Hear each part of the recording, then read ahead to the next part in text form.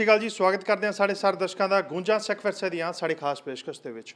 ਇਸ ਖਾਸ ਪੇਸ਼ਕਸ਼ ਦੇ ਵਿੱਚ ਦਿੱਲੀ ਸਿੱਖ ਗੁਰਦੁਆਰਾ ਮੈਨੇਜਮੈਂਟ ਕਮੇਟੀ ਵੱਲੋਂ ਬੀਤੇ ਹਫ਼ਤੇ ਵਿੱਚ ਜਿਹੜੇ ਵੀ ਕੰਮ ਕੀਤੇ ਜਾਂਦੇ ਨੇ ਉਸ ਦੀ ਜਾਣਕਾਰੀ ਆਪ ਤੱਕ ਪਹੁੰਚਾਈ ਜਾਂਦੀ ਹੈ। ਸੋ ਬੀਤੇ ਹਫ਼ਤੇ ਦਿੱਲੀ ਸਿੱਖ ਗੁਰਦੁਆਰਾ ਮੈਨੇਜਮੈਂਟ ਕਮੇਟੀ ਵੱਲੋਂ ਕਿਹੜੇ ਕੰਮ ਕੀਤੇ ਗਏ, ਸ਼ੁਰੂਆਤ ਕਰਾਂਗੇ ਖਾਸ ਪੇਸ਼ਕਸ਼ ਦੀ ਜਿਸ ਦਾ ਨਾਮ ਹੈ ਗੂੰਜਾਂ ਸਿੱਖ ਵਿਰਸੇ ਦੀਆਂ। ਬੀਤੇ ਸਮੇਂ ਦੇ ਵਿੱਚ ਦਿੱਲੀ ਸਿੱਖ ਗੁਰਦੁਆਰਾ ਮੈਨੇਜਮੈਂਟ ਕਮੇਟੀ ਦੇ ਪ੍ਰਧਾਨ ਮਨਜਿੰਦਰ ਸਿੰਘ ਸਿਰਸਾ ਅਤੇ ਦਿੱਲੀ ਸਿੱਖ ਗੁਰਦੁਆਰਾ ਮੈਨੇਜਮੈਂਟ ਕਮੇਟੀ ਦੇ ਮੈਂਬਰਾਂ ਵੱਲੋਂ ਇੱਕ ਮਸਲਾ ਵਿਦੇਸ਼ ਮੰਤਰਾਲੇ ਦੇ ਪਾਕਿਸਤਾਨ ਡੈਸਕ ਦੇ ਕੋਲ ਲੈ ਕੇ ਜਾਂਦਾ ਗਿਆ ਸੀਗਾ, ਜਿਹਦੇ ਵਿੱਚ ਉਹਨਾਂ ਨੇ ਇਹ ਗੱਲ ਦਾ ਜ਼ਿਕਰ ਕੀਤਾ ਸੀਗਾ ਕਿ ਪੰਜਾ ਸਾਹਿਬ ਦੇ ਹੈੱਡ ਗ੍ਰੰਥੀ ਦੀ ਬੱਚੀ ਨੂੰ ਅਗਵਾ ਕਰ ਲਿਆ ਗਿਆ ਤੇ ਉਸ ਨੂੰ ਜਲਦ ਤੋਂ ਜਲਦ ਘਰ ਵਾਪਸ ਲਿਆਂਦਾ ਜਾਵੇ। ਦਿੱਲੀ ਸਿੱਖ ਗੁਰਦੁਆਰਾ ਮੈਨੇਜਮੈਂਟ ਕਮੇਟੀ ਦੇ ਪ੍ਰਧਾਨ ਮਨਜਿੰਦਰ ਸਿੰਘ ਸਿਰਸਾ ਸਾਡੇ ਨਾਲ ਮੌਜੂਦ ਨੇ। ਸਿਰਸਾ ਸਾਹਿਬ, ਬੀਤੇ ਸਮੇਂ ਦੇ ਵਿੱਚ ਤੁਸੀਂ ਧਰਨਾ ਲਾਇਆ ਸੀਗਾ ਕਿ ਜਿਹੜੀ ਬੱਚੀ ਬੁਲਬੁਲ ਕੌਰ ਹੈਗੀ ਹੈ ਉਸ ਨੂੰ ਉਸਦੇ ਪਰਿਵਾਰਕ ਮੈਂਬਰਾਂ ਤੱਕ ਲਿਆਂਦਾ ਜਾਵੇ।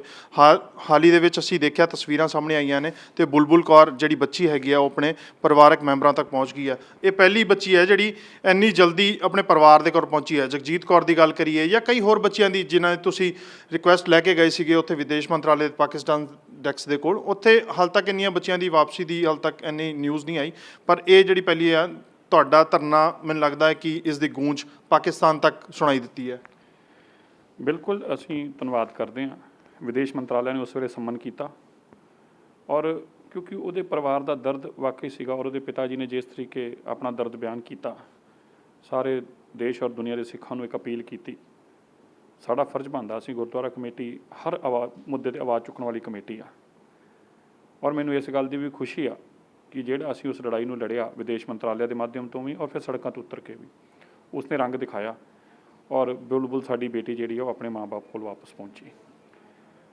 ਮੁੱਦਾ ਤਾਂ ਅਸੀਂ ਹਰ ਬੱਚੀ ਦਾ ਉਠਾਇਆ ਹੈ, ਲੇਕਿਨ ਜਗਜੀਤ ਕੌਰ ਦਾ ਵੀ ਤੁਸੀਂ ਆਪ ਹੀ ਜ਼ਿਕਰ ਕੀਤਾ, ਲੇਕਿਨ ਉੱਥੇ ਬਹੁਤ ਕੱਟੜਵਾਦ ਆ, ਉਹਨਾਂ ਨੂੰ ਅਸੀਂ ਲਿਆਉਣ 'ਚ ਕਾਮਯਾਬ ਨਹੀਂ ਹੋਏ।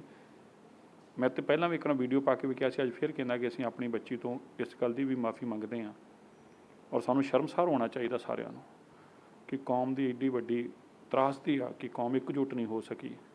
ਹਰ ਕੋਈ ਆਪਣੇ ਰਾਜਸੀ ਲਾਹਾ ਲੈਣ ਵਾਸਤੇ ਵੱਖਰੀਆਂ ਵੱਖਰੀਆਂ ਸਟੇਟਮੈਂਟਾਂ ਦਿੰਦਾ ਰਿਹਾ ਔਰ ਦੁਨੀਆ 'ਚ ਬਾਹਰ ਵਸਦੇ ਹੋਏ ਸਾਡੇ ਇਲੈਕਟਿਡ ਰਿਪਰੈਜ਼ੈਂਟੇਟਿਵ ਨੇ ਬਿਲਕੁਲ ਚੁੱਪੀ ਸਾਧੀ ਰੱਖੀ ਇਸ ਇਸ਼ੂ ਉੱਤੇ। ਇਹ ਸਾਡੀ ਤਰਾਸਦੀ ਆ। ਸਿਰਸਾ ਸਾਹਿਬ, ਤੁਸੀਂ ਧਰਨਾ ਦਿੱਤਾ, ਪਾਕਿਸਤਾਨ ਦੇ ਵਿੱਚ ਉਹਦੀ ਗੂੰਜ ਪਈ ਤੇ ਉਹ ਬੱਚੀ ਆਪਣੇ ਘਰ ਆ ਗਈ। ਭਾਰਤ ਦੀ ਗੱਲ ਕਰੀਏ, ਭਾਰਤ ਦੇ ਵਿੱਚ ਹਾਲ ਹੀ ਦਾ ਮਸਲਾ ਹੈਗਾ, ਯੂਪੀ ਦੇ ਵਿੱਚ ਮਨੀਸ਼ਾ ਨਾਮ ਦੀ ਬੱਚੀ ਹੈਗੀ ਹੈ। ਕੀ ਬੁਰਾ ਹਾਲ ਉਸਦਾ ਕੀਤਾ ਗਿਆ ਅਸੀਂ ਬਿਆਨ ਵੀ ਨਹੀਂ ਕਰ ਸਕਦੇ। ਤੇ ਤੁਹਾਨੂੰ ਲੱਗਦਾ ਵੀ ਪਾਕਿਸਤਾਨ ਤਾਂ ਚਲੋ ਠੀਕ ਹੈ ਵੀ ਅਸੀਂ ਨਹੀਂ ਜਾ ਸਕਦੇ, ਸਾਡੇ ਉੱਥੇ ਬੱਚੇ ਸੇਫ ਨਹੀਂ ਹੈਗੇ, ਇੱਥੇ ਸੇਫ ਹੈਗੇ ਨੇ? ਨਹੀਂ, ਜੋ ਉਸ ਬੇਟੀ ਨਾਲ ਹਥਰਸ ਅੰਦਰ ਹੋਇਆ ਉਹ ਤਾਂ ਦਿਲ ਨੂੰ ਦਿਲਾਉਣ ਵਾਲਾ ਹੈ ਹੀ ਆ, ਪਰ ਉਸ ਤੋਂ ਬਾਅਦ ਜੋ ਉਹਦੇ ਮਾਂ-ਬਾਪ ਨਾਲ ਹੋਇਆ, ਜੋ ਉਹਨੂੰ ਆਪਣੀ ਮਾਂ-ਬਾਪ ਨੂੰ ਆਪਣੀ ਧੀ ਦਾ ਸੰਸਕਾਰ ਕਰਨ ਦਾ ਵੀ ਅਧਿਕਾਰ ਨਾ ਰਹਿ ਜਾਵੇ, ਪੁਲਿਸ ਧੱਕੇ ਨਾਲ ਤੇਲ ਪਾ ਕੇ ਉਹਦੇ ਬੱਚੀ ਦਾ ਅੰਤਿਮ ਸੰਸਕਾਰ ਕਰਦੇ ਰੀਤੋ ਰਿਵਾਜ ਤੋਂ ਬਿਨਾਂ। ਮੈਂ ਸਮਝਦਾ ਉਸ ਚਿਤਾ ਨੂੰ ਜਿਹੜੀ ਅੱਗ ਲੱਗੀ ਉਹ ਇਨਸਾਨੀਅਤ ਨੂੰ ਅੱਗ ਲੱਗੀ, ਉਹ ਚਿਤਾ ਨਹੀਂ ਜਲੀ, ਉਹ ਇਨਸਾਨੀਅਤ ਸੜੀ ਉਹਦੇ ਅੰਦਰ। ਬੜਾ ਦੁੱਖ ਹੈ ਇਸ ਗੱਲ ਦਾ। ਔਰ ਮੈਂ ਜਦੋਂ ਇਹ ਦੇਖਦਾ ਹੈ ਕਿ ਦੇਖੋ ਅੱਜ ਸਾਰਾ ਨੈਸ਼ਨਲ ਮੀਡੀਆ ਬੋਲ ਰਿਹਾ ਹੈ, ਕੱਲ੍ਹ ਹਾਈ ਕੋਰਟ ਦੇ ਜੱਜ ਨੇ ਵੀ ਸੰਗਿਆਨ ਲਿਆ ਇਸ 'ਤੇ, ਉਹਨਾਂ ਨੇ ਵੀ ਕਿਹਾ ਕਿ ਇਸ 'ਤੇ ਕਾਰਵਾਈ ਕੀਤੀ ਜਾਵੇ, ਸੋ ਮੋਟੋ ਲਿਆ। ਮੈਂ ਸੋਚਦਾ ਕਿ ਦੇਖੋ ਜਸਵੰਤ ਸਿੰਘ ਖਾਲੜਾ ਵਰਗੇ ਲੋਕ ਵੀ ਸੀ, 25,000 ਗੈਰ ਜਿਹੜੀਆਂ ਪਛਾਤੀਆਂ ਲਾਸ਼ਾਂ ਔਰ ਬਾਕਾਇਦਾ CBI ਨੇ ਮੰਨਿਆ ਕਿ ਖਾਲੀ ਤਰਨਤਾਰਨ ਜ਼ਿਲ੍ਹੇ ਦੇ ਅੰਦਰ, ਖਾਲੀ ਤਰਨਤਾਰਨ ਦੇ ਅੰਦਰ 2097 ਗੈਰ ਪਛਾਤੀਆਂ ਲਾਸ਼ਾਂ ਦੇ ਸੰਸਕਾਰ ਹੋਏ ਨੇ ਖਾਲੀ ਤਰਨਤਾਰਨ 'ਚ।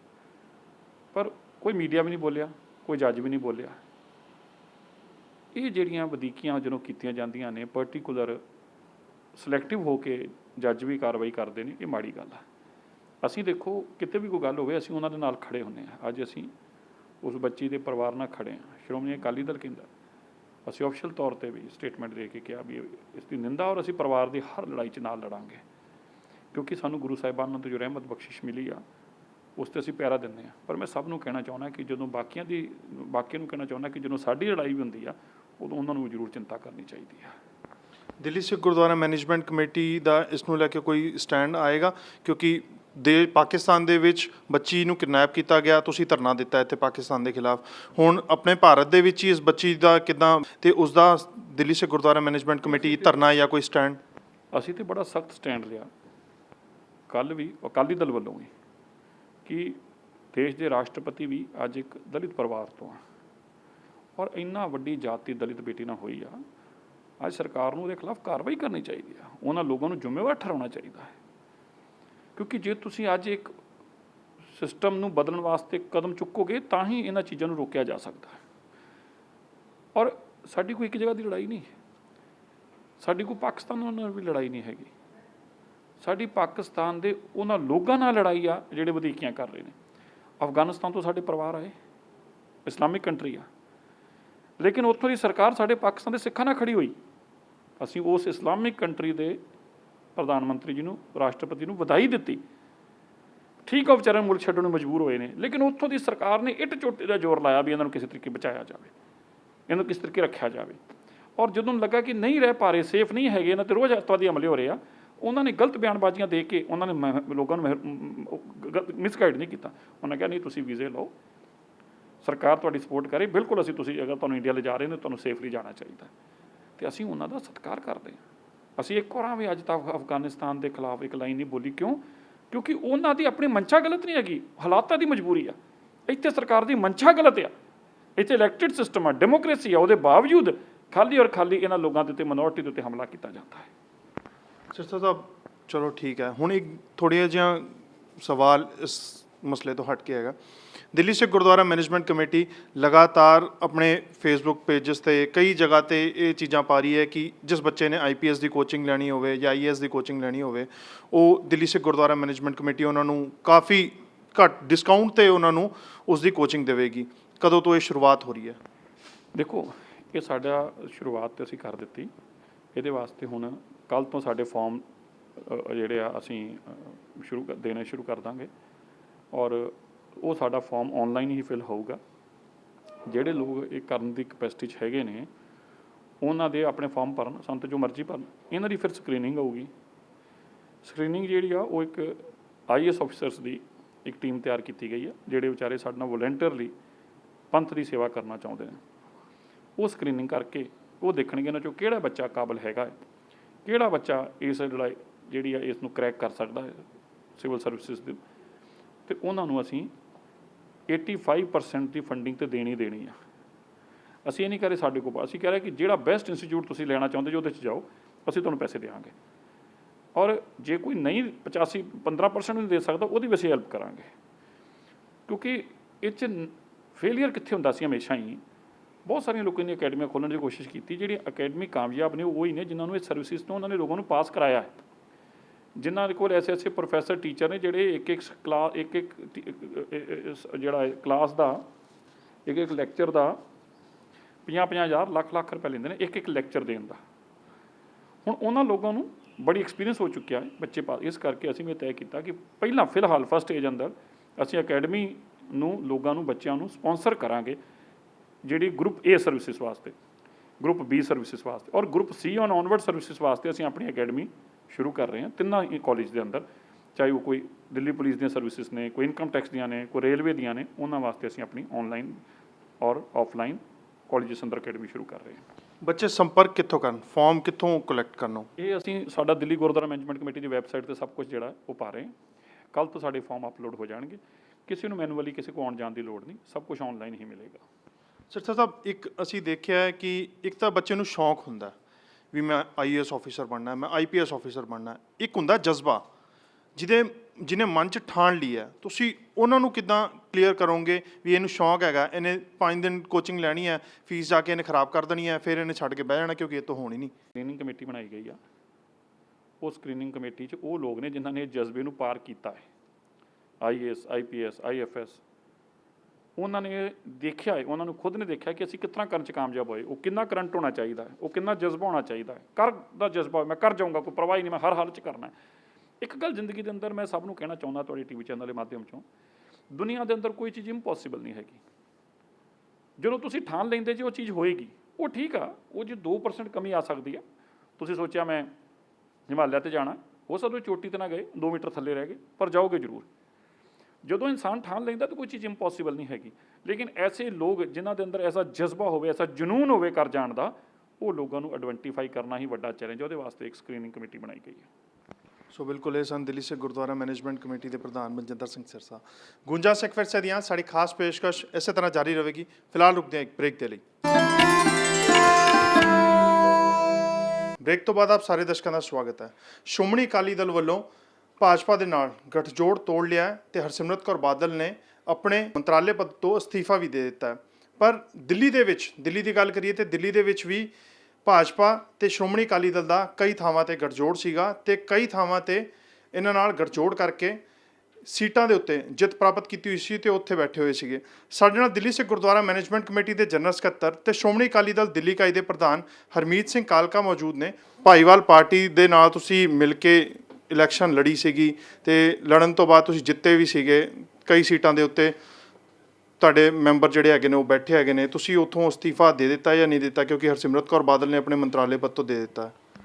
ਦੇਖੋ, ਸ਼੍ਰੋਮਣੀ ਅਕਾਲੀ ਦਲ ਹਮੇਸ਼ਾ ਕਿਸਾਨਾਂ ਦੇ ਹੱਕ ਦੀ ਲੜਾਈ ਲੜਦੀ ਆਈ ਹੈ ਔਰ ਲੜਦੀ ਰਹੀ ਕਿ ਜੋ ਇਹ ਬਿੱਲ ਦੇ ਨਾਲ ਆਉਣ ਕਰਕੇ ਸਭ ਤੋਂ ਪੁਰਾਣਾ ਗੱਠਜੋੜ, ਅਗਰ ਇਹ ਐਨਡੀਏ ਦਾ ਅਲਾਇੰਸ ਹੋਇਆ, ਐਨਡੀਏ ਬਣੀ, ਉਹਦੇ ਵਿੱਚ ਬਹੁਤ ਵੱਡਾ ਰੋਲ ਸਰਦਾਰ ਪ੍ਰਕਾਸ਼ ਸਿੰਘ ਬਾਦਲ ਸਾਹਿਬ ਦਾ ਸੀ ਔਰ ਉਹਨਾਂ ਨੇ ਜਿਹੜਾ ਧਰਮ ਨਿਭਾਇਆ ਇਸ ਆਪਣਾ ਗਠਬੰਧਨ ਦਾ, ਸ਼ਾਇਦ ਕੋਈ ਨਿਭਾ ਨਹੀਂ ਸਕਦਾ। ਇੰਨੇ ਸਮੇਂ ਚੱਲਣ ਤੋਂ ਬਾਅਦ ਵੀ ਜੇ ਅਗਰ ਸਾਡੇ ਹੱਕਾਂ ਦੇ ਉੱਤੇ ਡਾਕੇ ਪੈਣਗੇ, ਸਾਡੇ ਕਿਸਾਨਾਂ ਦੀ ਨਹੀਂ ਸੁਣੀ ਜਾਏਗੀ ਔਰ ਸ਼੍ਰੋਮਣੀ ਅਕਾਲੀ ਦਲ ਦੀ ਲੀਡਰਸ਼ਿਪ ਨੇ ਬਾਰ-ਬਾਰ ਕੋਸ਼ਿਸ਼ ਕੀਤੀ, ਸਰਦਾਰ ਸੁਖਬੀਰ ਸਿੰਘ ਬਾਦਲ ਸਾਹਿਬ ਨੇ, ਬੀਬਾ ਹਰਸਿਮਰਤ ਕੌਰ ਬਾਦਲ ਨੇ, ਕਿ ਇੱਕ ਮੀਡੀਏਟਰ ਬਣ ਕੇ ਫਾਰਮਰਸ ਔਰ ਸਰਕਾਰ ਦੇ ਵਿੱਚ 2 ਮਹੀਨੇ ਲਗਾਤਾਰ ਲੱਗੇ ਰਹੇ ਕਿ ਇਸ ਬਿੱਲ ਦੀ, ਇਸ ਆਰਡੀਨੈਂਸ ਨੂੰ ਚੇਂਜ ਕਰਾਇਆ ਜਾਏ। ਇਹਨੂੰ ਬਾਰ-ਬਾਰ ਫਾਰਮਰਸ ਦੀ ਜਿਹੜੀ ਪ੍ਰੋਬਲਮਸ ਆ ਰਹੀਆਂ ਸੀ ਉਹਦੇ ਬਾਰੇ ਗੱਲ ਕੀਤੀ, ਜਿਹੜੀਆਂ ਸਰਕਾਰ ਦੀਆਂ ਨੀਤੀਆਂ ਠੀਕ ਲੱਗ ਰਹੀਆਂ ਸੀ ਉਹ ਫਾਰਮਰਸ ਨੂੰ ਸਮਝਾਉਣ ਦੀ ਕੋਸ਼ਿਸ਼ ਕੀਤੀ, ਮਗਰ ਕਿਤੇ ਨਾ ਕਿਤੇ ਇਹ ਗੱਲ ਨਜ਼ਰ ਆ ਰਹੀ ਸੀ ਕਿ ਕੁਛ ਨਾ ਕੁਛ ਦਾਲ ਦੇ ਵਿੱਚ ਕਾਲਾ ਰੱਖਿਆ ਜਾ ਰਿਹਾ ਸੀ। ਕਿ ਜਿਸ ਤਰੀਕੇ ਦੇ ਨਾਲ ਕਮਿਟਮੈਂਟ ਵਰਬਲੀ ਕੀਤੀ ਜਾ ਰਹੀ ਸੀ ਕਿ ਇਹ MSP ਖਤਮ ਨਹੀਂ ਕੀਤਾ ਜਾਏਗਾ, ਮਗਰ ਉਹਨੂੰ ਲਿਖਤ ਰੂਪ 'ਚ ਨਹੀਂ ਲਿਆ ਗਿਆ ਔਰ ਉਹਦਾ ਬਿੱਲ ਪਾਸ ਕਰਤਾ ਗਿਆ। ਉਸੇ ਵਕਤ ਬੀਬਾ ਹਰਸਿਮਰਤ ਕੌਰ ਬਾਦਲ ਨੇ ਫੈਸਲਾ ਲਿਆ ਕਿ ਆਪਣੀ ਜ਼ਿੰਮੇਵਾਰੀ ਸਮਝਦੇ ਹੋਏ ਆਪਣੇ ਕਿਸਾਨ ਭਰਾਵਾਂ ਨਾਲ ਖੜੇ ਹੋਣ ਵਾਸਤੇ ਉਹਨਾਂ ਨੇ ਆਪਣਾ ਇਸਤੀਫਾ ਦਿੱਤਾ। ਨਾਲ ਹੀ ਪਾਰਟੀ ਦੇ ਪ੍ਰਧਾਨ ਸਰਦਾਰ ਸੁਖਬੀਰ ਸਿੰਘ ਬਾਦਲ ਸਾਹਿਬ ਨੇ ਇਹਦੇ ਉੱਤੇ ਅਲਾਇੰਸ ਤੋੜਨ ਦੀ ਗੱਲ ਕੀਤੀ ਕਿ ਅਸੀਂ ਅਲਾਇੰਸ ਤੋਂ ਬਾਹਰ ਹੋ ਜਾਂਦੇ ਹਾਂ, ਕਿਉਂਕਿ ਜਿੱਥੇ ਸਾਡੀ ਗੱਲ ਨਹੀਂ ਸੁਣੀ ਜਾਣੀ। ਉਸ ਤੋਂ ਬਾਅਦ ਦਿੱਲੀ ਇਕਾਈ ਦੀ ਕੋਰ ਕਮੇਟੀ ਬੁਲਾਈ ਗਈ ਔਰ ਦਿੱਲੀ ਇਕਾਈ ਦੀ ਕੋਰ ਕਮੇਟੀ ਨੇ ਵੀ ਫੈਸਲਾ ਲਿਆ ਕਿ ਸਾਡੇ ਕੋਲੋਂ ਜਿਹੜੀਆਂ ਪੋਸਟਾਂ ਨੇ ਕਾਰਪੋਰੇਸ਼ਨ ਦੇ ਵਿੱਚ ਜਿਹੜੀਆਂ ਚੇਅਰਮੈਨੀਆਂ ਮਿਲੀਆਂ ਹੋਈਆਂ, ਸਾਡੇ 2 ਕਾਉਂਸਲਰਸ ਕੋਲ ਚੇਅਰਮੈਨ ਹੀ ਹੈ, ਇੱਕ ਕੋਲੋਂ ਡਿਪਟੀ ਚੇਅਰਮੈਨ ਹੀ ਹੈਗੀ ਸੀ। ਸਾਨੂੰ ਬਿਲਕੁਲ ਉਸ ਤੋਂ ਲਾਂਭੇ ਹੋਣਾ ਚਾਹੀਦਾ ਹੈ, ਕਿਉਂਕਿ ਅਸੀਂ ਇਹ ਭਾਰਤੀ ਜਨਤਾ ਪਾਰਟੀ ਵੱਲੋਂ ਦਿੱਤੀਆਂ ਗਈਆਂ ਸੀ, ਇਕੱਠੇ ਅਸੀਂ ਉਹਨਾਂ ਦੇ ਨਾਲ ਅਲਾਇੰਸ ਕੀਤਾ ਹੋਇਆ, ਇਸ ਕਰਕੇ ਸਾਨੂੰ ਮਿਲੀਆਂ ਸੀ। ਉਹ ਤੋੜਨ ਦੀ ਜਿੱਥੇ ਗੱਲ ਹੋਈ, ਅਸੀਂ ਉਸ ਵਕਤ ਫੈਸਲਾ ਲਿਆ ਔਰ ਇਮੀਡੀਏਟਲੀ ਮਨਪ੍ਰੀਤ ਕੌਰ ਜੀ ਨੇ ਆਪਣਾ ਇਸਤੀਫਾ ਦਿੱਤਾ ਡਿਪਟੀ ਚੇਅਰਮੈਨੀ ਤੋਂ। ਔਰ ਇਹ ਅਸੀਂ ਬਿਲਕੁਲ ਫੈਸਲਾ ਲਿਆ ਕਿ ਜਿਹਨਾਂ ਨੇ ਨਹੀਂ ਲਿਆ ਉਹਨਾਂ ਦੇ ਖਿਲਾਫ ਵੀ ਕਾਰਵਾਈ ਕੀਤੀ ਜਾਏਗੀ। ਇਹ ਫੈਸਲਾ ਸਰਦਾਰ ਸੁਖਬੀਰ ਸਿੰਘ ਬਾਦਲ ਸਾਹਿਬ ਲੈਣਗੇ, ਕਿਉਂਕਿ ਕਿਸਾਨਾਂ ਦੀ ਰੈਲੀ ਸੀ, ਇਸ ਕਰਕੇ 2-3 ਦਿਨ ਬਿਜ਼ੀ ਰਹੇ, ਮਗਰ ਜਲਦੀ ਇਹਨਾਂ ਦੇ ਉੱਤੇ ਫੈਸਲਾ ਲਿਆ ਜਾਏਗਾ। ਅਸਤੀਫਾ ਮਨਜ਼ੂਰ ਹੋ ਚੁੱਕਿਆ ਜਿਨ੍ਹਾਂ ਨੇ ਦਿੱਤੇ ਨੇ? ਬਿਲਕੁਲ, ਉਹਨਾਂ ਦਾ ਇਸਤੀਫਾ ਮਨਜ਼ੂਰ ਹੋ ਗਿਆ, ਉਹਨਾਂ ਦੀ ਡਿਪਟੀ ਚੇਅਰਮੈਨੀ ਤੋਂ। ਜਿੱਥੇ ਅਸੀਂ ਪਾਰਟੀ ਨੇ ਮਨਜ਼ੂਰ ਨਹੀਂ ਕਰਨਾ, ਇਹ ਮਨਜ਼ੂਰ BJP MCD ਦੇ ਚੇਅਰਮੈਨ ਨੇ ਮਨਜ਼ੂਰ ਕਰਨਾ। ਅਸੀਂ ਇਮੀਡੀਏਟਲੀ ਭੇਜਤਾ ਸੀ। ਮਨਜ਼ੂਰ ਹੋਏ ਨਾ ਹੋਣ ਦਾ ਮਤਲਬ ਹੀ ਨਹੀਂ ਹੈ, ਨਾ ਹੁੰਦਾ ਉਹਦੇ 'ਚ ਕੋਈ ਮਤਲਬ ਨਹੀਂ ਹੈ, ਮਗਰ ਅਸੀਂ ਆਪਣੀ ਜ਼ਿੰਮੇਵਾਰੀ ਸਮਝਦੇ ਹੋ ਉਹਨਾਂ ਨੂੰ ਉੱਥੇ ਭੇਜਤਾ ਗਿਆ। ਦਿੱਲੀ ਸਿੱਖ ਗੁਰਦੁਆਰਾ ਮੈਨੇਜਮੈਂਟ ਕਮੇਟੀ ਦੇ ਅਹੁਦੇ 'ਤੇ ਸੀਗੇ ਕੁਲਵੰਤ ਸਿੰਘ ਬਾਠ ਸਾਹਿਬ ਦੇ ਵੱਲੋਂ ਜਿਹੜਾ ਆਪਣੇ ਪਦ ਤੋਂ ਵੀ ਅਸਤੀਫਾ ਦੇ ਦਿੱਤਾ ਗਿਆ, ਕਾਰਨ ਜਾਣਨਾ ਚਾਹਾਂਗੇ। ਦੇਖੋ, ਸਰਦਾਰ ਕੁਲਵੰਤ ਸਿੰਘ ਬਾਠ ਨੇ ਆਪਣਾ ਰਸਤਾ ਤਕਰੀਬਨ ਸਵਾ ਸਾਲ ਪਹਿਲੇ ਕਲੀਅਰ ਕਰਤਾ ਸੀ ਕਿ ਉਹ ਵੀ ਭਾਰਤੀ ਜਨਤਾ ਪਾਰਟੀ ਦੇ ਅਹੁਦੇਦਾਰ ਸੀ ਔਰ ਉਹਨਾਂ ਨੇ ਸਾਫ਼ ਕਿਹਾ ਸੀ ਕਿ ਮੈਨੂੰ ਭਾਰਤੀ ਜਨਤਾ ਪਾਰਟੀ, ਕਿਉਂਕਿ ਉਹ ਪਹਿਲੇ BJP 'ਚ ਹੁੰਦੇ ਸੀ, ਫਿਰ ਉਹ ਅਕਾਲੀ ਦਲ 'ਚ ਆਏ ਔਰ ਫਿਰ BJP ਦੇ ਵਿੱਚ ਉਹਨਾਂ ਨੂੰ ਆਪਣਾ ਕੰਫਰਟ ਲੈਵਲ ਲੱਗਿਆ ਔਰ ਉੱਥੇ ਚਲੇ ਗਏ। ਉਹਨਾਂ ਦੀ ਰਾਜਨੀਤੀ ਦੂਜੀ ਰਾਜਨੀਤੀ ਹੈ ਔਰ ਉਹਨਾਂ ਦੀ ਮਿਸਿਸ ਨੇ ਜਿਹੜੀ ਟਿਕਟ ਲਈ ਸੀ ਉਹ ਵੀ BJP ਦੇ ਕੋਟੇ 'ਚੋਂ ਲਈ ਸੀ, ਅਕਾਲੀ ਦਲ ਦੇ ਕੋਟੇ 'ਚੋਂ ਨਹੀਂ ਲਈ ਸੀ। ਸੋ ਉਹਨਾਂ ਨੇ ਜਿਸ ਵਕਤ ਦੇਖਿਆ ਕਿ ਅਲਾਇੰਸ ਦੇ ਵਿੱਚ ਪ੍ਰੋਬਲਮ ਆ ਰਹੀ ਹੈ, ਅਕਾਲੀ ਦਲ ਆਪਣੀ ਸੀਟਾਂ ਛੱਡ ਰਿਹਾ ਹੈ ਕਾਰਪੋਰੇਸ਼ਨ ਦੀਆਂ, ਤੇ ਉਹਨਾਂ ਨੇ ਵੀ ਆਪਣੀ ਜ਼ਿੰਮੇਵਾਰੀ ਸਮਝਦੇ ਹੋਏ ਜਿਹੜੀ ਉਹਨਾਂ ਨੇ ਅਕਾਲੀ ਦਲ ਦੇ ਥਰੂ ਉਹਨਾਂ ਨੂੰ ਦਿੱਲੀ ਸਿੱਖ ਗੁਰਦੁਆਰਾ ਕਮੇਟੀ ਦੀ ਵਾਈਸ ਪ੍ਰੈਜ਼ੀਡੈਂਟਸ਼ਿਪ ਮਿਲੀ ਸੀ, ਉਹਦਾ ਇਸਤੀਫਾ ਦਿੱਤਾ ਉਹਨਾਂ ਨੇ। ਕਾਲਕਾ ਸਾਹਿਬ, ਮੰਨ ਲਿਆ ਤੁਸੀਂ ਵੀ ਚੇਅਰਮੈਨੀਆਂ ਤੋਂ ਅਸਤੀਫਾ ਦੇ ਦਿੱਤਾ, ਪਰ ਹਲੇ ਚੇਅਰਮੈਨੀਆਂ ਤੋਂ ਦਿੱਤਾ ਨਾ, ਤੁਸੀਂ ਕਾਉਂਸਲਰ ਵਗੈਰਾ ਜਿੰਨੇ ਵੀ ਤੁਸੀਂ ਅਹੁਦੇ 'ਤੇ ਬੈਠੇ ਹੋ ਉਹ ਤਾਂ ਹਲੇ ਵੀ ਬਰਕਰਾਰ ਹੈ ਮੈਨੂੰ ਲੱਗਦਾ। ਦੇਖੋ ਜਿਹੜੇ ਸਾਡੇ ਕਾਉਂਸਲਰਸ ਨੇ 4 ਸੀਟਾਂ ਜਿੱਤ ਕੇ ਅਸੀਂ ਆਏ ਹਾਂ, 5 ਸਾਨੂੰ ਮਿਲੀਆਂ ਸੀ, ਜਿੱਥੇ ਸਰਦਾਰ ਅਮਰਜੀਤ ਸਿੰਘ ਪੱਪੂ ਕਾਉਂਸਲਰ ਨੇ ਫਤਿਹਨਗਰ ਤੋਂ, ਸਰਦਾਰ ਪਰਮਜੀਤ ਸਿੰਘ ਰਾਣਾ, ਸਰਦਾਰ ਰਾਜਾ ਇਕਬਾਲ ਸਿੰਘ, ਮਨਪ੍ਰੀਤ ਕੌਰ ਕਾਲਕਾ, ਔਰ ਚੌਥੀ ਸੀਟ ਸਾਡੀ ਜਿਹੜੇ ਹਿੱਤ ਸਾਹਿਬ ਦੇ ਜਵਾਈ ਨੇ ਸੋਨੂ ਜੀ, ਜਿਹੜੀ ਹਾਰੇ ਸੀ ਸੀਟ। ਅਸੀਂ 5 ਸੀਟਾਂ ਸਾਨੂੰ ਮਿਲੀਆਂ ਸੀ, 4 ਸੀਟਾਂ ਉੱਚੋਂ ਜਿੱਤੇ ਸੀ। ਇਹ ਸੀਟਾਂ ਸਾਨੂੰ ਤਦ ਮਿਲੀਆਂ ਨੇ ਜਦ ਸਾਡਾ ਉਹਨਾਂ ਨਾਲ ਅਲਾਇੰਸ ਹੈ, ਔਰ ਅਸੀਂ ਉੱਥੇ ਹਰ ਜਗ੍ਹਾ ਦੇ ਉੱਤੇ ਗੱਲ ਕੀਤੀ ਜਾਂਦੀ ਹੈ ਕਿ ਸ਼੍ਰੋਮਣੀ ਅਕਾਲੀ ਦਲ ਔਰ ਭਾਰਤੀ ਜਨਤਾ ਪਾਰਟੀ ਦਾ ਗਠਬੰਧਨ ਦੀ ਇਹ ਸੀਟ ਹੈਗੀ ਹੈ।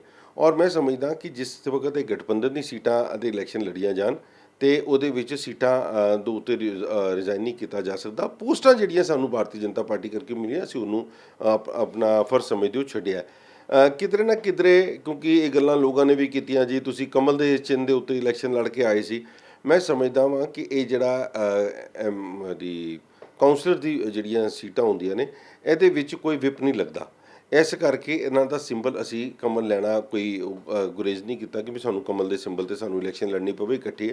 ਮਗਰ ਸਾਡਾ ਸਟੈਂਡ ਬਿਲਕੁਲ ਕਲੀਅਰ ਹੈ ਕਿ ਜਿੱਥੇ ਕਦੇ ਵੀ ਹਾਊਸ ਦੇ ਵਿੱਚ ਵੋਟਿੰਗ ਹੋਏਗੀ, ਸ਼੍ਰੋਮਣੀ ਅਕਾਲੀ ਦਲ ਆਪਣਾ ਫੈਸਲਾ ਆਪ ਲਏਗਾ।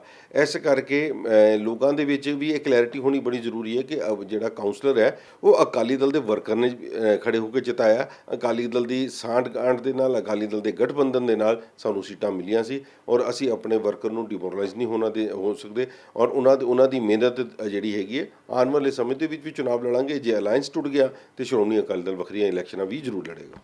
ਲੱਗਦਾ ਹੈ ਵੀ ਜਿੱਦਾਂ ਤੁਸੀਂ ਦੱਸਿਆ ਕਿ ਸਾਨੂੰ 5 ਸੀਟਾਂ ਦਿੱਤੀਆਂ, 5 ਦੇ ਵਿੱਚੋਂ ਤੁਸੀਂ 4 ਜਿੱਤ ਗਏ, ਇੱਕ ਤੁਸੀਂ ਹਾਰ ਗਏ। ਚਲੋ ਠੀਕ ਹੈ, ਮਤਲਬ ਆਲਮੋਸਟ 90% ਦੇ ਆਸ-ਪਾਸ ਤੁਸੀਂ ਰਿਜ਼ਲਟ ਆਪਣਾ ਵਧੀਆ ਲੈ ਕੇ ਆਏ ਹੋ। ਤੁਹਾਨੂੰ ਲੱਗਦਾ ਵੀ ਭਾਜਪਾ ਨੂੰ ਇਹਦੇ ਨਾਲ ਫਰਕ ਪਏਗਾ ਦਿੱਲੀ ਦੇ ਅੰਦਰ? ਦੇਖੋ, ਗੱਲ ਸੀਟਾਂ ਦੀ ਨਹੀਂ ਹੁੰਦੀ, ਗੱਲ ਹੁੰਦੀ ਹੈ ਕਮਿਊਨਿਟੀ ਦੀ, ਗੱਲ ਹੁੰਦੀ ਹੈ ਇੱਕ ਪੁਰਾਣੀ ਸਾਂਝ ਦੀ। ਭਾਰਤੀ ਜਨਤਾ ਪਾਰਟੀ ਦੇ ਨਾਲ ਔਰ ਐਨਡੀਏ ਦੇ ਨਾਲ ਜਿਹੜਾ ਅਸੀਂ ਅਲਾਇੰਸ ਕੀਤਾ ਸੀ, ਉਹ ਹਿੰਦੂ ਸਿੱਖ ਭਾਈਚਾਰੇ ਨੂੰ ਦੇਖ ਕੇ ਕੀਤਾ ਗਿਆ ਸੀ। ਜੋ ਪੰਜਾਬ ਦੇ ਵਕਤ ਉਸ ਵਕਤ ਮਾਹੌਲ ਸੀ, ਐਮਰਜੈਂਸੀ ਤੋਂ ਬਾਅਦ ਐਨਡੀਏ ਦੀ ਬਣੀ, ਔਰ ਜਿਸ ਤਰੀਕੇ ਦੇ ਨਾਲ ਇਹਨੂੰ ਸਾਂਭਿਆ ਸਰਦਾਰ ਪ੍ਰਕਾਸ਼ ਸਿੰਘ ਬਾਦਲ ਸਾਹਿਬ ਨੇ, ਸਰਦਾਰ ਸੁਖਬੀਰ ਸਿੰਘ ਬਾਦਲ ਸਾਹਿਬ ਨੇ, ਸਾਡੀ ਜ਼ਿੰਮੇਵਾਰੀ ਬਣਦੀ ਸੀ ਕਿ ਇਹਨਾਂ ਦੀ ਜਿੱਥੇ ਵੀ ਬੀਜੇਪੀ ਦਾ ਕੈਂਡੀਡੇਟ ਖੜਾ ਹੋਏਗਾ ਦਿੱਲੀ ਦੇ ਵਿੱਚ, ਉਹਦੇ ਵਿੱਚ ਆਪਾਂ ਸਿੱਖਾਂ ਨੂੰ ਪ੍ਰੇਰਿਤ ਕਰੀਏ, ਕਿਉਂਕਿ ਸਾਡਾ ਵੋਟ ਬੈਂਕ ਜ਼ਿਆਦਾਤਰ ਸਿੱਖਾਂ ਦੇ ਨਾਲ ਹੈ। ਔਰ ਅਸੀਂ ਇਹਨਾਂ ਦੀ ਸਪੋਰਟ ਹਰ ਸੀਟਾਂ ਦੇ ਉੱਤੇ ਕੀਤੀ ਹੈ। ਆਉਣ ਵਾਲੇ ਸਮੇਂ ਦੇ ਵਿੱਚ ਸਭ ਪਤਾ ਚੱਲ ਜਾਏਗਾ, ਜਿੱਥੇ ਭਾਰਤੀ ਜਨਤਾ ਪਾਰਟੀ ਦੇ ਨਾਲ ਅਸੀਂ ਅਲਾਇੰਸ ਕਰ ਸਕਦੇ ਹਾਂ, ਸਾਡੇ ਕੋਲ ਹੋਰ ਵੀ ਬੜੇ ਆਪਸ਼ਨਸ ਖੁੱਲ੍ਹਣਗੇ ਆਉਣ ਵਾਲੇ ਸਮੇਂ ਦੇ ਵਿੱਚ। ਆਉਣ ਵਾਲੇ ਸਾਲ ਸਵਾ ਸਾਲ ਬਾਅਦ ਜਿਹੜੀ ਕਾਰਪੋਰੇਸ਼ਨ ਦੀ ਇਲੈਕਸ਼ਨਸ ਨੇ, ਉਸ ਵਕਤ ਪਤਾ ਚੱਲ ਜਾਏਗਾ। ਗੁੰਜਾ ਸੈਕਟਰ ਦੀਆਂ ਸਾਡੀ ਖਾਸ ਪੇਸ਼ਕਸ਼ ਇਸੇ ਤਰ੍ਹਾਂ ਜਾਰੀ ਰਹੇਗੀ। ਫਿਲਹਾਲ ਰੁਕਦੇ ਹਾਂ ਇੱਕ ਬ੍ਰੇਕ ਦੇ ਲਈ। ਕੁਲਵੰਤ ਸਿੰਘ ਬਾੜ ਨੇ ਆਪਣੇ ਅਹੁਦੇ ਤੋਂ ਅਸਤੀਫਾ ਦੇ ਦਿੱਤਾ, ਪਰ ਇਸ ਸਭ ਦੇ ਵਿੱਚ ਜੇ ਅਸੀਂ ਦੇਖੀਏ ਤੇ 4 ਮੈਂਬਰ ਹੋਰ ਜਿੱਤੇ ਹੋਏ ਸੀਗੇ, ਤੁਹਾਡੇ ਜਿਹੜੇ ਵਾਈਫ ਨੇ ਉਹ ਵੀ ਹੈਗੇ ਨੇ।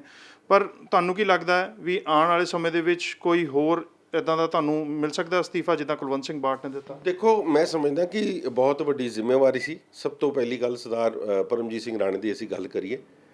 ਪਰਮਜੀਤ ਸਿੰਘ ਰਾਣਾ ਨੂੰ ਦਿੱਲੀ ਸਿੱਖ ਗੁਰਦੁਆਰਾ ਪ੍ਰਬੰਧਕ ਕਮੇਟੀ ਦੇ ਵਿੱਚ 6 ਸਾਲ ਉਹਨਾਂ ਨੇ ਧਰਮ ਪ੍ਰਚਾਰ ਦੇ ਚੇਅਰਮੈਨ ਦੀ ਸੇਵਾ ਨਿਭਾਈ, ਔਰ ਜਿਸ ਤਰੀਕੇ ਦੇ ਨਾਲ ਉਹਨਾਂ ਨੂੰ ਪਾਰਟੀ ਵੱਲੋਂ ਇਹ ਥਾਪੜਾ ਮਿਲਿਆ, ਪਾਰਟੀ ਨੇ ਹਮੇਸ਼ਾ ਉਹਨਾਂ 'ਤੇ ਵਿਸ਼ਵਾਸ ਰੱਖਿਆ। ਉਹਨਾਂ ਦਾ ਫਰਜ਼ ਬਣਦਾ ਸੀ ਕਿ ਉਹਨਾਂ ਨੂੰ ਪਾਰਟੀ ਦੇ ਨਾਲ ਇਸ ਮੌਕੇ 'ਤੇ ਖੜਾ ਹੋਣਾ ਚਾਹੀਦਾ, ਮਗਰ ਉਹਨਾਂ ਨੇ ਭਾਰਤੀ ਜਨਤਾ ਪਾਰਟੀ ਚੁਣੀ। ਮੈਨੂੰ ਜੋ ਲੱਗਦਾ ਜਿਹੜਾ ਹਾਲੇ ਤੱਕ ਉਹਨਾਂ ਨੇ ਇਸਤੀਫਾ ਨਹੀਂ ਦਿੱਤਾ। ਅੱਜ ਤਕਰੀਬਨ 6 ਦਿਨ ਹੋ ਗਏ, ਉਹਨਾਂ ਨੇ ਕੋਈ ਗੱਲਬਾਤ ਵੀ ਸਾਡੇ ਨਾਲ ਨਹੀਂ ਰੱਖੀ, ਤੇ ਇੱਥੋਂ ਕਿਧਰੇ ਨਾ ਕਿਧਰੇ ਸਪਸ਼ਟ ਹੋ ਰਿਹਾ ਹੈ ਕਿ ਉਹਨਾਂ ਨੇ ਆਪਣਾ ਕੋਈ ਹੋਰ ਮਨ ਬਣਾ ਰੱਖਿਆ। ਮੈਂ ਸਮਝਦਾ ਕਿ ਇਸ ਘੜੀ ਦੇ ਵਿੱਚ ਪਤਾ ਚੱਲਦਾ ਹੈ ਕਿ ਕਿਹੜਾ ਬੰਦਾ ਇਸ ਵਕਤ ਕੌਮ ਦੇ ਨਾਲ ਖੜਾ ਹੈ, ਪੰਥ ਦੇ ਨਾਲ ਖੜਾ ਹੈ, ਕਿਹੜਾ ਬੀਜੇਪੀ ਆਰਐਸਐਸ ਦੇ ਨਾਲ ਖੜਾ ਹੈ। ਜੇ ਅਗਰ ਅਸੀਂ ਰਾਜਾ ਇਕਬਾਲ ਸਿੰਘ ਦੀ ਗੱਲ ਕਰੀਏ, ਬਹੁਤ ਨਮੋਸ਼ੀ ਹੋਈ ਹੈ ਮੈਨੂੰ ਉਹਨਾਂ ਦੇ ਇਸ ਸਟੈਪ ਬਾਰੇ ਕਿ ਉਹਨਾਂ ਨੇ ਹਾਲੇ ਤੱਕ ਸਾਡੇ ਨਾਲ ਸੰਪਰਕ ਨਹੀਂ ਕੀਤਾ ਉਸ ਡਿਸੀਜਨ ਤੋਂ ਬਾਅਦ। ਉਹਦਾ ਕਾਰਨ ਕੀ ਹੈ? ਉਹਨਾਂ ਨੂੰ ਟਿਕਟ ਕਿਉਂ ਮਿਲੀ? ਉਹਨਾਂ ਨੂੰ ਟਿਕਟ ਇਸ ਕਰਕੇ ਮਿਲੀ ਕਿ ਉਹਨਾਂ ਦੇ ਸਹੁਰਾ ਸਾਹਿਬ ਜਿਹੜੇ ਸਰਦਾਰ ਸੁਰਜੀਤ ਸਿੰਘ ਜੀ ਸੀ, ਉਹਨਾਂ ਨੇ ਸਾਰੀ ਉਮਰ ਸ਼੍ਰੋਮਣੀ ਅਕਾਲੀ ਦਲ ਦੀ ਸੇਵਾ ਕੀਤੀ। ਸ਼੍ਰੋਮਣੀ ਅਕਾਲੀ ਦਲ ਨੇ ਉਹਨਾਂ ਨੂੰ ਇੰਨਾ ਮਾਣ ਬਖਸ਼ਿਆ, ਉਹਨਾਂ ਨੂੰ ਹਰ ਵਾਰ ਗੁਰਦੁਆਰਾ ਕਮੇਟੀ ਦੀਆਂ ਟਿਕਟਾਂ ਦਿੱਤੀਆਂ। ਜਦ ਵੀ ਕਾਉਂਸਲਰ ਦੀ ਇਲੈਕਸ਼ਨ ਦੀ ਵਾਰੀ ਆਉਂਦੀ ਸੀ, ਉਹਨਾਂ ਨੂੰ ਕਾਉਂਸਲਰ ਬਣਾਇਆ ਪਾਰਟੀ ਨੇ। ਉਸ ਤੋਂ ਬਾਅਦ ਉਹਨਾਂ ਦੇ ਬੇਟੇ ਨੇ, ਬੇਟਾ ਜਿਹੜਾ ਕੈਪਟਨ ਇੰਦਰਪ੍ਰੀਤ ਸਿੰਘ ਹੈ, ਉਹ ਕਾਉਂਸਲਰ ਬਣੇ ਪਾਰਟੀ ਦੀ ਤਰਫੋਂ। ਉਹਨਾਂ ਦੀ ਜਿਹੜੀ ਨੂੰਹ ਸੀ, ਜਿਹੜੀ ਕੈਪਟਨ ਇੰਦਰਪ੍ਰੀਤ ਸਿੰਘ ਦੀ ਵਾਈਫ ਹੈ, ਉਹ ਵੀ ਪਾਰਟੀ ਤੋਂ ਕਾਉਂਸਲਰ ਬਣੀ। ਔਰ ਇਸ ਵਾਰੀ ਜੋ ਸਰਕਮਸਟਾਂਸਿਸ ਬਣ ਗਏ ਸੀ, ਤੇ ਉਹਨਾਂ ਨੇ ਆਪਣੇ ਜਵਾਈ ਨੂੰ ਟਿਕਟ ਦਿੱਤੀ, ਯਾਨੀ ਕਿ ਕੈਪਟਨ ਇੰਦਰਪ੍ਰੀਤ ਸਿੰਘ ਨੇ ਆਪਣੇ ਜੀਜੇ ਨੂੰ ਪ੍ਰਮੋਟ ਕੀਤਾ, ਰਾਜਾ ਇਕਬਾਲ ਸਿੰਘ ਨੂੰ। ਰਾਜਾ ਇਕਬਾਲ ਸਿੰਘ ਨੂੰ ਇਸ ਚੀਜ਼ ਦਾ ਧਿਆਨ ਹੋਣਾ ਚਾਹੀਦਾ ਸੀ ਕਿ ਪਾਰਟੀ ਨਾਲ ਇੰਨੇ ਸਾਲ ਉਹਨਾਂ ਦੇ ਸੋਹਰਾ ਸਾਹਿਬ ਦੀ, ਉਹਨਾਂ ਦੇ ਸਹੁਰੇ ਪਰਿਵਾਰ ਦੀ ਸਾਂਝ ਰਹੀ ਹੈ ਔਰ ਕੈਪਟਨ ਇੰਦਰਪ੍ਰੀਤ ਸਿੰਘ ਨੇ ਬਿਲਕੁਲ ਸਟੈਂਡ ਸਾਨੂੰ ਦਿੱਤਾ ਕਿ ਮੈਂ ਪਾਰਟੀ ਦੇ ਨਾਲ ਆ, ਪਾਰਟੀ ਦੇ ਹਰ ਡਿਸੀਜਨ ਦੇ ਨਾਲ। ਮਗਰ ਰਾਜਾ ਇਕਬਾਲ ਸਿੰਘ ਇਸ ਵਕਤ ਖੁਦ ਜ਼ਿੰਮੇਵਾਰੀ ਸੀਟ ਤੇ ਬੈਠੇ ਨੇ, ਉਹਨਾਂ ਨੂੰ ਇਸ ਚੀਜ਼ ਦਾ ਧਿਆਨ ਰੱਖਣਾ ਚਾਹੀਦਾ ਸੀ। ਇਹ ਸੀਟਾਂ ਔਰ ਪੋਸਟਾਂ ਆਉਣੀਆਂ ਜਾਣੀਆਂ ਚੀਜ਼ਾਂ ਹੁੰਦੀਆਂ। ਮੈਂ ਸਮਝਦਾ ਕਿ ਸਾਲ ਸਵਾ ਸਾਲ ਬਾਅਦ ਜਾਂ ਤੇ ਉਹਨਾਂ ਨੇ ਰਾਹ ਬਣਾ ਲਿਆ ਆਪਣਾ ਬੀਜੇਪੀ ਦੇ ਵਿੱਚ ਜਾਣ ਦਾ, ਜਾਂ ਸਾਲ ਸਵਾ ਸਾਲ ਬਾਅਦ ਜਿਸ ਵਕਤ ਫਿਰ ਇਲੈਕਸ਼ਨਾਂ ਦੀ ਵਾਰੀ ਆਏਗੀ ਤੇ ਤਦ ਉਹਨਾਂ ਦਾ ਕੀ ਸਟੈਂਡ ਹੋ ਗਿਆ ਹੈ ਉਹ ਹੀ ਦੱਸ ਸਕਣ। ਬਟ ਉਹਨਾਂ ਦਾ ਇਸ ਵਕਤ ਜਿਹੜਾ ਸਟੈਂਡ ਹੈ ਉਹ ਨਾ ਪਾਰਟੀ ਦੇ ਪ੍ਰਤੀ ਰਿਹਾ, ਨਾ ਉਹਨਾਂ ਦੇ ਆਪਣੇ ਪਰਿਵਾਰ ਦੇ ਪ੍ਰਤੀ ਰਿਹਾ। ਦਿੱਲੀ ਸਿੱਖ ਗੁਰਦੁਆਰਾ ਮੈਨੇਜਮੈਂਟ ਕਮੇਟੀ ਦੀਆਂ ਚੋਣਾਂ ਆ ਰਹੀਆਂ ਨੇ, ਤੁਸੀਂ ਦੱਸ ਰਹੇ ਹੋ ਕਿ ਕਈ ਮੈਂਬਰਾਂ ਨੇ ਸਾਨੂੰ ਅਸਤੀਫੇ ਦੇ ਦਿੱਤੇ ਨੇ, ਜਿੱਦਾਂ ਕੁਲਵੰਤ ਸਿੰਘ ਬਾਠ ਸਾਹਿਬ ਦੀ ਗੱਲ ਕਰੀਏ ਉਹਨਾਂ ਨੇ ਤੁਹਾਨੂੰ ਦੇ ਦਿੱਤਾ। ਦਿੱਲੀ ਸਿੱਖ ਗੁਰਦੁਆਰਾ ਮੈਨੇਜਮੈਂਟ ਕਮੇਟੀ ਦੀਆਂ ਚੋਣਾਂ ਆ ਰਹੀਆਂ, ਕੀ ਦਿੱਲੀ ਸਿੱਖ ਗੁਰਦੁਆਰਾ ਮੈਨੇਜਮੈਂਟ ਕਮੇਟੀ ਉਹਨਾਂ ਨੂੰ ਦੁਬਾਰਾ ਮੌਕਾ ਦੇਗੀ ਤੁਸੀਂ ਆਪਣੇ ਪਾਰਟੀ ਤੋਂ ਲੜਨ ਵਾਸਤੇ ਦਿੱਲੀ ਦੇ ਵਿੱਚ? ਦੇਖੋ, ਤੁਸੀਂ ਜਿਹੜਾ ਕੁਲਵੰਤ ਸਿੰਘ ਬਾਠ ਦੀ ਗੱਲ ਕਰਦੇ ਹੋ, ਮੈਂ ਤੁਹਾਨੂੰ ਪਹਿਲਾਂ ਹੀ ਦੱਸਿਆ ਕਿ ਉਹ ਸਾਡੀ ਪਾਰਟੀ ਦੇ ਨਹੀਂ ਹੈਗੇ। ਉਹਨਾਂ ਨੇ ਕਦੇ ਵੀ ਸ਼੍ਰੋਮਣੀ ਅਕਾਲੀ ਦਲ ਦੇ, ਅਸੀਂ ਜਿਸ ਵਕਤ ਮੈਂ ਪ੍ਰਧਾਨ ਬਣਿਆ ਸੀ, ਮੈਂ ਕੋਰ ਕਮੇਟੀ ਦੇ ਵਿੱਚ ਉਹਨਾਂ ਦਾ ਨਾਮ ਪਾਉਣ ਦੀ ਗੱਲ ਕੀਤੀ। ਉਹਨਾਂ ਨੇ ਮੈਨੂੰ ਉਸੇ ਵਕਤ ਫੋਨ ਕਰਕੇ ਕਹਿਤਾ ਸੀ ਕਿ ਤੁਸੀਂ ਮੈਨੂੰ ਮਾਣ ਜ਼ਰੂਰ ਬਖਸ਼ ਰਹੇ ਹੋ, ਮਗਰ ਮੈਂ ਆਪਣਾ ਸਟੈਂਡ ਲੈ ਚੁੱਕਾ ਵਾਂ ਭਾਰਤੀ ਜਨਤਾ ਪਾਰਟੀ ਵੱਲ। ਤੇ ਇਸ ਕਰਕੇ ਉਹ ਭਾਰਤੀ ਜਨਤਾ ਪਾਰਟੀ ਦੇ ਵਿੱਚ, ਜੇ ਅਗਰ ਸਾਡੀ ਪਾਰਟੀ ਫੈਸਲਾ ਲਏਗੀ ਕਿ ਅਸੀਂ ਕਿਸੇ ਹੋਰ ਪਾਰਟੀ ਦੇ ਉਮੀਦਵਾਰ ਨੂੰ, ਪਾਰਟੀ ਦੇ ਮੈਂਬਰ ਨੂੰ ਕਿ ਆਪਣਾ ਉਮੀਦਵਾਰ ਬਣਾਉਣਾ ਹੈ, ਅਸੀਂ ਸਾਨੂੰ ਕੋਈ ਇਸ ਗੱਲ ਦੇ ਉੱਤੇ ਗੁਰੇਜ਼ ਨਹੀਂ ਹੋਏਗਾ ਕਿ ਸਾਨੂੰ ਅੱਛੇ ਕਿਰਦਾਰ ਵਾਲੇ ਔਰ ਅੱਛੇ ਵਰਕਿੰਗ ਵਾਲੇ ਬੰਦੇ ਚਾਹੀਦੇ ਹੋਣ। ਮਗਰ ਜਿੱਥੇ ਤੱਕ ਸਰਦਾਰ ਪਰਮਜੀਤ ਸਿੰਘ ਰਾਣਾ ਜਾਂ ਰਾਜਾ ਇਕਬਾਲ ਸਿੰਘ ਦੀ ਗੱਲ ਹੈ, ਪਾਰਟੀ ਨੂੰ ਬਿਲਕੁਲ ਸੋਚਣਾ ਪਏਗਾ ਕਿ ਜਿਹੜੇ ਬੰਦੇ ਇਹੋ ਜਿਹੇ ਜਿਸ ਵਕਤ ਦੁਚੀਤੀ ਵਾਲੇ ਡਿਸੀਜਨ ਲੈਣ ਦੀ ਜਿਸ ਵਕਤ ਵਾਰੀ ਆਉਂਦੀ ਹੈ, ਉਸ ਵਕਤ ਪਾਰਟੀ ਨਾਲ ਨਾ ਖਲੋ ਕੇ ਅੱਜ ਦੂਜੀ ਪਾਰਟੀਆਂ ਵੱਲ ਜਾ ਰਹੇ ਨੇ, ਤੇ ਇਹ ਪਾਰਟੀ ਉਸ ਵਕਤ ਇਸ ਗੱਲ ਦਾ ਬਿਲਕੁਲ ਸੀਰੀਅਸ ਸਟੈਂਡ ਲਏਗੀ। ਸੋ ਬਿਲਕੁਲ ਇਹ ਸਨ ਦਿੱਲੀ ਸਿੱਖ ਗੁਰਦੁਆਰਾ ਮੈਨੇਜਮੈਂਟ ਕਮੇਟੀ ਦੇ ਜਨਰਲ ਸਕੱਤਰ ਤੇ ਸ਼੍ਰੋਮਣੀ ਅਕਾਲੀ ਦਲ ਦਿੱਲੀ ਇਕਾਈ ਦੇ ਪ੍ਰਧਾਨ ਹਰਮੀਤ ਸਿੰਘ ਕਾਲਕਾ। ਗੁੰਜਾ ਸਿੱਖ ਵਿਰਸੇ ਦੀਆਂ ਸਾਡੀ ਖਾਸ ਪੇਸ਼ਕਸ਼ ਦੇ ਵਿੱਚ ਬਸ ਹੈ ਨਹੀਂ। ਜੇਕਰ ਤੁਸੀਂ ਸਾਨੂੰ ਜਾਂ ਦਿੱਲੀ ਸਿੱਖ ਗੁਰਦੁਆਰਾ ਮੈਨੇਜਮੈਂਟ ਕਮੇਟੀ ਨੂੰ ਇਸ ਪ੍ਰੋਗਰਾਮ ਦੇ ਸੰਬੰਧੀ ਕੋਈ ਸੁਝਾਅ ਜਾਂ ਰਾਏ ਦੇਣਾ ਚਾਹੁੰਦੇ ਹੋ ਤਾਂ ਸਾਡਾ ਈਮੇਲ ਪਤਾ ਨੋਟ ਕਰ ਲਓ। ਸਾਡਾ ਈਮੇਲ ਪਤਾ ਹੈ feedback@ptcnetwork.com। ਫਿਲਹਾਲ ਦਿਓ ਇਜਾਜ਼ਤ, ਅਗਲੇ ਹਫਤੇ ਖਾਸ ਪੇਸ਼ਕਸ਼ ਲੈ ਕੇ ਮੁੜ ਤੋਂ ਹੋਵਾਂਗੇ ਹਾਜ਼ਰ। ਧੰਨਵਾਦ।